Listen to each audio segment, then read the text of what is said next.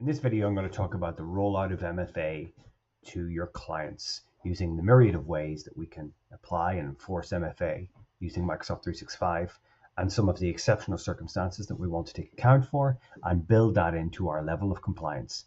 Every client is different. Some of them may have conditional access policies and want to apply MFA for all users regardless, or they may use security defaults, or they might have per user MFA without the conditional access policies and have the need to apply MFA to some users and not others for legitimate reasons. And we need to be able to cater for all of these scenarios. So I'm going to go through the various ways in which you can use Octiga to enforce and deploy these things.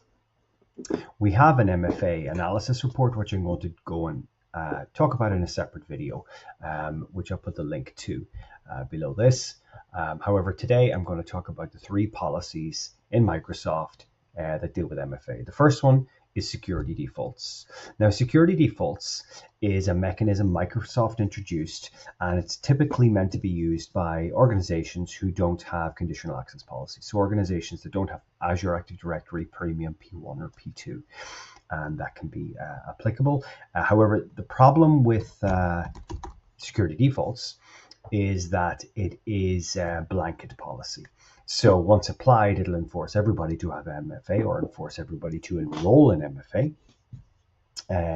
However, it will not have the ability to create exceptions. So often in our best practices, we would actually get users to disable security defaults because it's a bit of a blunt instrument. However, if you do want to use it, we have our security defaults policy, and you can switch your best practice to enabled or disabled. Okay. The other way is, of course, per user MFA, and we handle this in our group baselines. Within our group baselines, I would recommend that you use the per user MFA. We can see it here. By the way, if you're using before creating this video, we had an older version of MFA, which we've now called deprecated, and you'll see that in the name.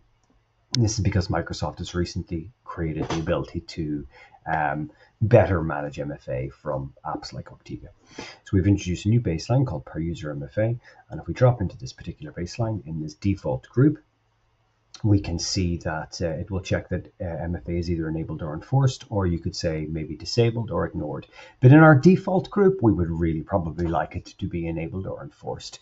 And in fact, if you have any users that are not enabled or enforced, you can use this baseline as a good way to go along and remediate, or maybe remediate multiple users and enable or enforce directly from our UI right here. And the beauty of this is that it is baselined so that you will be alerted when one of these users no longer conforms with this scenario. So in fact, the use of this baseline can be a great way to overcome the lack of conditional access policies.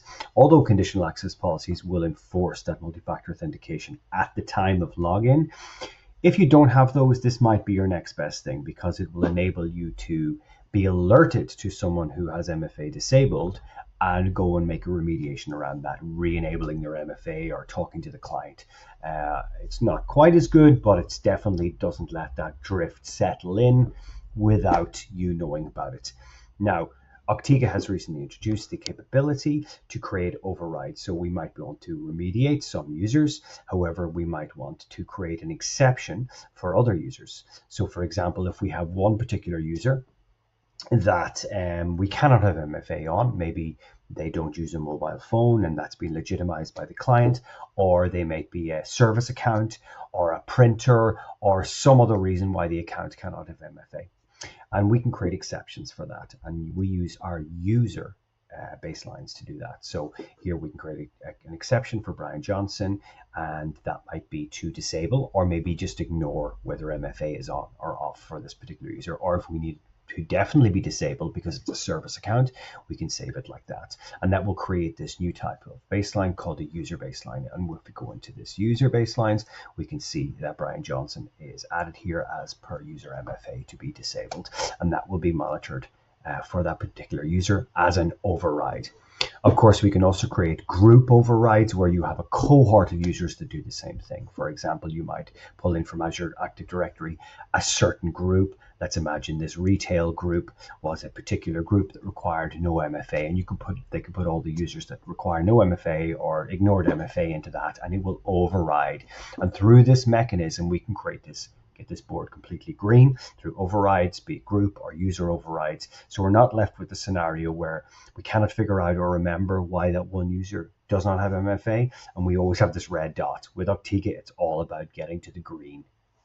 Now, putting that all aside, of course, you can remediate, you can manage, you can create your overrides, you can create your exceptions.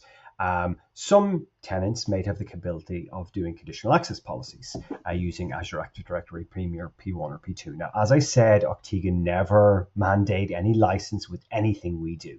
We meet the tenant where they are at, and we maximize security where they are at. However, if they do have conditional access policies, let's take a look at that policy. We have multiple conditional access policies, but here we're going to deploy one where it will be the conditional access policy to enforce MFA. Very simple policy. It will pre-can MFA. Let's jump into this for a moment, and we can rename it to what we like. We can say that it's enabled, disabled. Likely it's going to be enabled. We're probably going to select that it's going to be for all users, and then on a per tenant basis. And by the way, you can do this at your template level. You can do also templates for your group baselines and let you manage that across multiple tenants. And then you can still create those overrides that override the template, which is fantastic. Now, in this example, we just added the baseline explicitly on this tenant without using a template, but it's the same functionality. And in this case, we're going to add a certain user exception to this conditional access policy. Say Adele here needed to be an exception to our MFA conditional access policy, and we can go and add it like that. And then when I remediate this policy, it will say that everyone should have MFA except for Adele. And if we brought it from a template on another tenant, it could be a different scenario, a different exception, and we've got green across the board again. Again, Octiga always striving for that green. Now, interestingly, if we go back into our group baselines at this point, we will see that it will start to pick up the conditional access policy, and it will show that this is actually being managed by a conditional access policy, and the per user MFA doesn't matter so much anymore. So it can be a combination of these things. Likelihood is for any client, you're going to go with one of those three baselines, and you need to pick the one that suits you. So again, to summarize, security defaults, great if you want everybody to have MFA, done, go home. Per user MFA, what Microsoft calls a legacy MFA, which is actually going to be around for another year until 2025, till late 2025. It's fantastic if you don't have conditional access policies, and using Octiga, we can create the overrides and the exceptions as you need them.